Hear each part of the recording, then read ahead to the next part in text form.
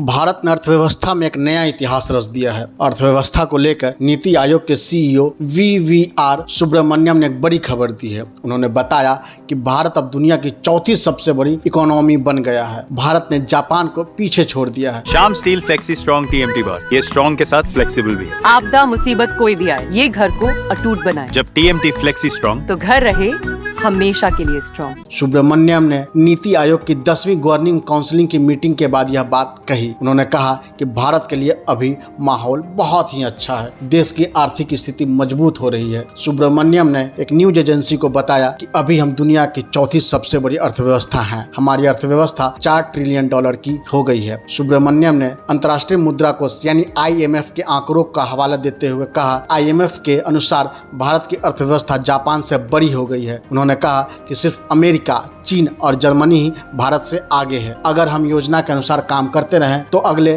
2.5 से 3 सालों में हम तीसरी सबसे बड़ी इकोनॉमी बनकर उभरेंगे। वहीं अमेरिकी राष्ट्रपति डोनाल्ड ट्रंप ने हाल ही में कहा था कि वे चाहते हैं कि एप्पल कंपनी आईफोन अमेरिका में ही बनाए, भारत में नहीं। इस पर सुब्रमण्यम ने कहा था कि टैरिफ क्या होगा यह कहना मुश्किल है, लेकिन अभी भारत में चीज़ें बनाना सस्ता है। सुब्रमण्यम ने यह भी बताया कि सरकार एक बार फिर अपनी संपत्तियों को किराए पर देगी या बेचेगी। इसे एसेट मोनेटाइजेशन कहते हैं।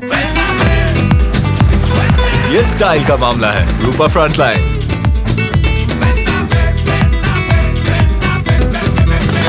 इसका दूसरा दौर अगस्त में शुरू होगा। इससे सरकार को और पैसे मिलेंगे, जिससे देश का और ज़्यादा विकास होगा। वहीं फिच रेटिंग के अनुसार साल 2028 तक भारत की औसत वार्षिक वृद्धि क्षमता का अनुमान बढ़ाकर 6.4% कर दिया गया है। रेटिंग एजेंसी ने नवंबर 2023 में इसके 6.2% रहने का अनुमान लगाया था। फिच ने 5 साल के संभावित सकल घरेलू उत्पाद यानी GDP अनुमानों पर अपडेट करते हुए कहा कि भारतीय अर्थव्यवस्था ने 2023 की रिपोर्ट के समय की हमारी अपेक्षा से अधिक मजबूती से वापसी की है। इससे वैश्विक महामारी के झटकों के कम प्रतिकूल प्रभाव के संकेत मिलते हैं।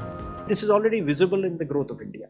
We are the 4th largest economy as I speak. We are a $4 trillion economy as I speak. And this is not my data, this is IMF data. India today is larger than Japan.